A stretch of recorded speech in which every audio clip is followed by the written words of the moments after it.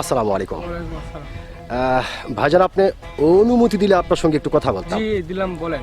অসংখ্য ধন্যবাদ আপনাকে কথা ধন্যবাদ। বলার সুযোগ করে দেওয়ার জন্য। তো ভাইজান, সর্বপ্রথমে জানতে চাচ্ছি আপনি কেমন আছেন? আলহামদুলিল্লাহ, আপনি ভালো আছেন? আপনি কেমন আছেন? আলহামদুলিল্লাহ ভাইজান, আমিও ভালো আছি। তো ভাইজান, আপনার নামটা জানতে পারি? আমার নাম মোহাম্মদ আব্দুল ওয়াহাব। মোহাম্মদ আব্দুল ওয়াহাব। জি। চমৎকার একটি নাম আপনার, অত্যন্ত চমৎকার একটি নাম আপনার। এবং আপনার নাম শুনে এবং আপনাকে সামনাসামনি দেখে যেটা বোঝা যাচ্ছে, আপনি অত্যন্ত একজন সাহসী মানুষ। ছোটবেলা থেকেই প্রচন্ড সাহস ছিল আপনার, আপনাকে কিন্তু দেখেই সেটা বোঝা যাচ্ছে। তো ভাইজান, আপনি কি ভোটার হয়েছেন? জি।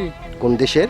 বাংলাদেশে। বাংলাদেশের। অসংখ্য ধন্যবাদ আপনাকে যে আপনি বাংলাদেশের ভোটার হয়েছেন। তো ভাইজান, যেহেতু আপনি বাংলাদেশের অত্যন্ত একজন সাহসী মানুষ এবং বাংলাদেশের ভোটার, বাংলাদেশের নাগরিক, সেই ক্ষেত্রে একটি বিষয় আপনার কাছ থেকে জানতে চাই। জি বলেন।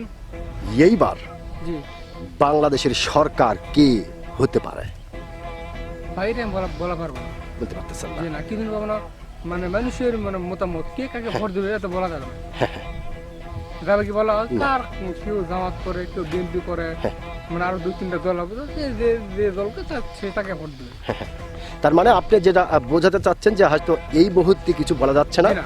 কারণ মানুষ কাকে ভোট দিয়ে সরকার বানাবে সেটা সুষ্ঠু, জনগণ নির্ধারণ করবে। হ্যাঁ, এবং সুষ্ঠু একটা নির্বাচন হলে তারপরে আমরা দেখতে হ্যাঁ, পারবো যে কি হ্যাঁ। দেশের সরকার হলো। হ্যাঁ। অসংখ্য ধন্যবাদ আপনাকে ভাইজান, আপনি যে অত্যন্ত একজন সাহসী মানুষ, আপনি কিন্তু আপনার সাহসিকতার পরিচয় দিয়েছেন। আপনি কিন্তু অন্যান্য মানুষের মতো ভয়ে, কোনো চাপে, কোনো বড় দলের চাপে যে বলেন নাই যে উমুক দল হবে বা তুমুক দল হবে।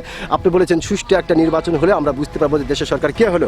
অসংখ্য ধন্যবাদ। আপনি যে সাহসী মানুষ, আপনি কিন্তু আপনার সাহসিকতার পরিচয় দিয়েছেন। ধন্যবাদ আপনাকে। জি, আপনাকেও ধন্যবাদ। ওকে।